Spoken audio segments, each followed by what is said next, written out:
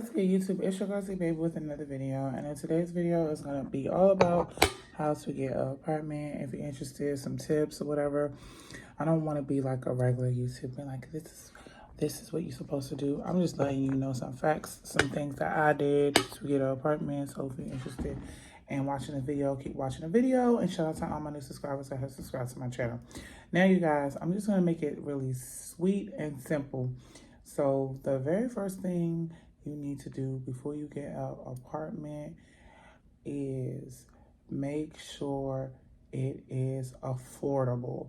I know you thought I was gonna say credit, but credit doesn't got anything to do with, I got this pen around for no reason. Credit has nothing to do with affordability.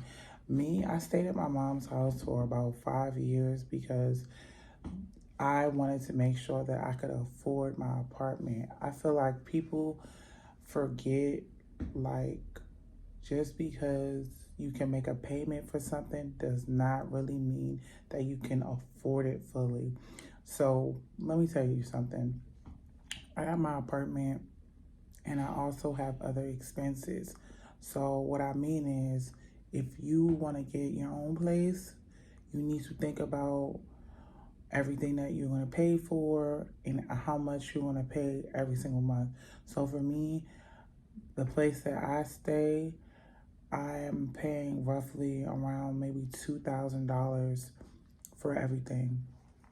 Now, can I afford it? Yes, because I have 2 incomes and I have extra money behind that. So I'm making this video for anybody that's thinking about getting an apartment. Before you think about getting an apartment, make sure that you can afford the place. I see a lot of YouTubers make videos and be like, oh, you need to get your credit together, or you need to save money. Those components are true, but I feel like the biggest factor that people forget about is affordability, and also, like, what are the standards for the apartment complex that you're at.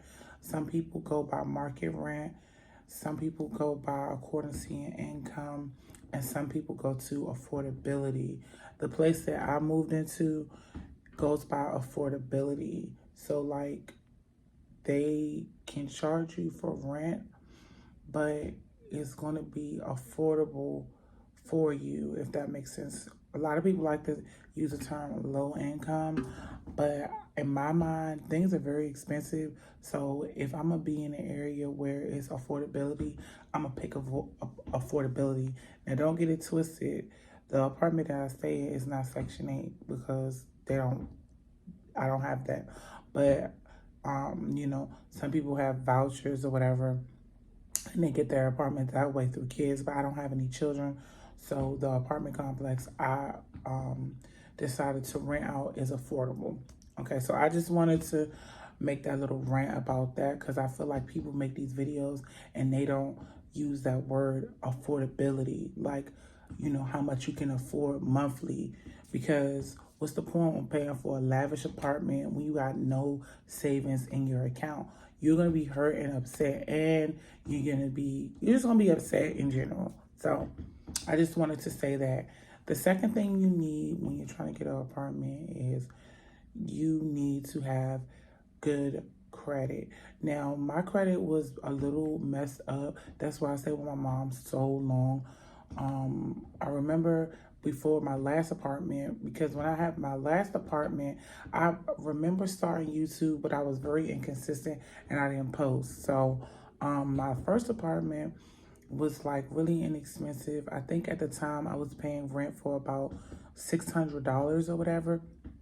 It wasn't that much for real, but I think I stayed there and it stayed up to like 700. But the point of the matter is, I was living at that apartment, but I had bad credit. Like, my credit wasn't where it needed to be. It just was a mess. So I go there to say that, you want to make sure when you move out that you can sustain your credit. Like, a lot of people, they talk about, oh, make sure your credit good when you move in, but what about sustaining your credit? like keeping your credit in a good standing. Me personally, I know an apartment is not the ideal what is this destination for me, because I know ultimately I want to get me a home, and I am getting up in age, so I do want to get a home. But however, for right now, I'm staying in my lane because home prices are very expensive, and I just don't want to go and throw away my money where I know I can't afford. I'm all about affordability. I've always been like that. So you want to make sure when you're getting your apartment that you sustain your credit score. I'm trying to tell you, I'm dropping knowledge right now. It's just coming to flow out of my mouth. When you get your apartment, you got two things that you want to worry about. You want to worry about, one, affordability, two, credit, of course, three is making sure that you maintain your credit score. I'm trying to tell you, if you get into your place and you're paying rent and you're being late or you're missing payment, well, if you're missing payments, you're getting kicked out. But if you are won't be able to pay, let me make it real clear for y'all. When I say pay, I mean you use, so say you get a paycheck, you're getting paid paycheck to paycheck. So basically, I'm basically saying, if you get a check, you use that one check to pay your rent, and your rent is paid. That's what I mean. Not you going to get another job to pay your rent. You can do that, but I'm just saying, so able to sustain to pay your rent with one check and be worry free. That's what I mean. So yeah. So okay, I talked about that. All right, and then so we talked about affordability, credit. Okay. Also, for tips for getting an apartment, you want to make sure that you get rid of your using as friends. Now, I know this ain't really got nothing to do with the video for real, but you want to get away from people that's going to like use you for your bread, because like now you have other bills to pay. Now, the place that I stay at, I'm very fortunate for them to cover the water, because I was looking at the reason why I took y'all on a lot of like apartment tours. I was going to a lot of apartment buildings that you had to pay for the electricity, the water, and I don't want to pay for all my utilities. I'm sorry. I just feel like the way I could save more money, if I can save more money not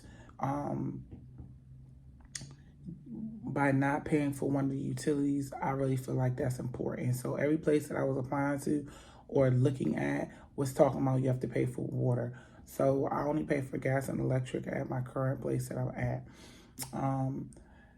But like, again, you want to get rid of your using as friends, because you know what? When you have people that are always using, you're going to find yourself broke and not having any money for yourself.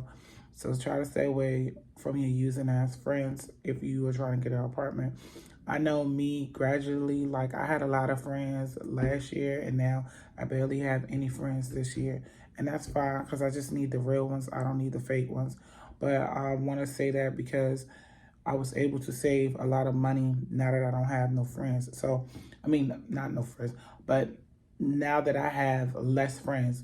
So I say that to say that before you get a place, you're going to need at least 6 months of savings. Savings is very important. You never know what's going to happen. Me personally, I was saving my money because I was trying to get a home, but the prices went up. So I decided to keep like a certain amount of money in my account. I'm not saying, when I say savings, I'm not talking about $2,000 in your savings account. I'm talking about over $2,000 in your savings account, because that is like a good amount. In case you lose your job, you can still be able to maintain your bills and pay.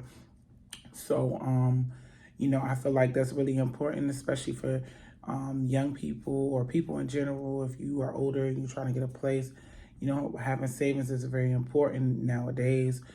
Things go on. So me personally, like I remember in my past when I had my place in the first time, and when I had it, it just wasn't rocking with me like it needed to.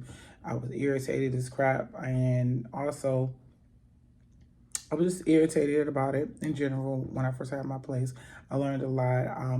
I didn't have savings. So, you know, now that I'm older, all I care about is savings. I could care less about going out. It's not that serious. I go out when I need to. Okay, so I went on a tangent about that. Okay. Um, Another tip about how to get an apartment is that you're going to need furniture. So therefore, you're going to need extra amount of dollars to have when you move in. Now, I was fortunate to, you know, buy my furniture beforehand. I did use some of my credit card to pay for some of my furniture, and then the rest cash. I also had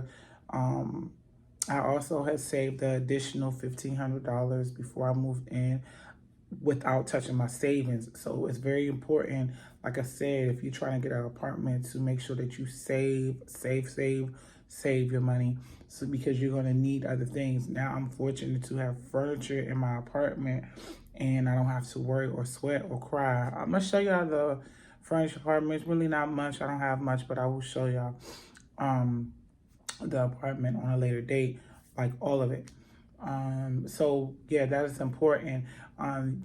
Also, I wanted to touch a little bit about the furniture. So me personally, I decided to order some of my furniture on Walmart, and like my sister and my dude at the time was like, you should check Walmart out. I was gonna go to this expensive, you know, furnished, lavish apartment store, and I was like, that's not needed. That's one thing that you can do before you buy any furniture. Make sure you look around before you get your furniture.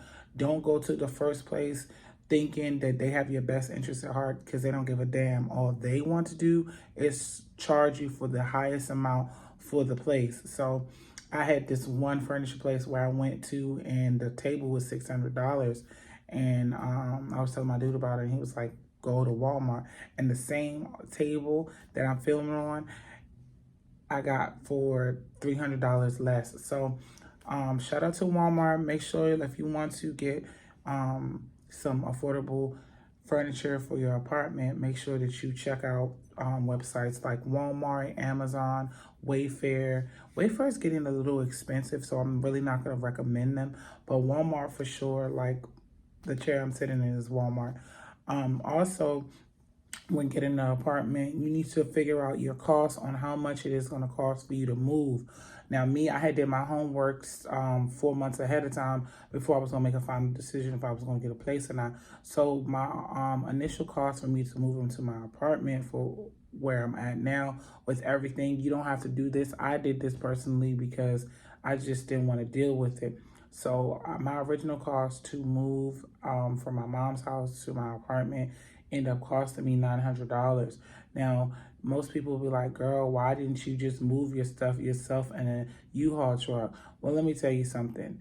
I ain't got time to be lifting and moving my back for to save a couple of dollars. I feel like my move was very beneficial to me, because not only did the movers help me move my stuff, they also installed my furniture. They put my furniture together.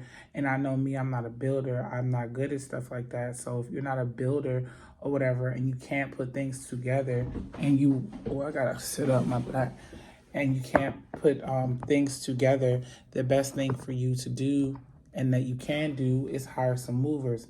Now, that is not the case for everybody. Everybody can't afford to hire movers. But me personally, I wanted to hire movers. Now, also, if you don't want to hire movers, you know what you got to do.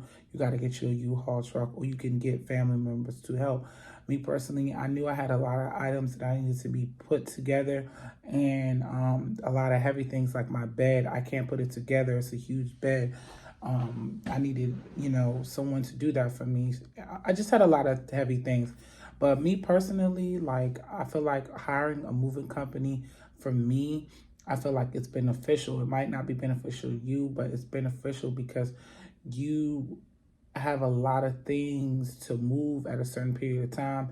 And I just know me, like, that can be a lot of work and a lot of strenuous, you know, exercise on your back. So, and plus a moving company is convenient, but it's just an idea. that I just threw out there. Like if you do move, you need to have your cost or how much you want to pay your movers, because it's a lot faster when you hire a moving company.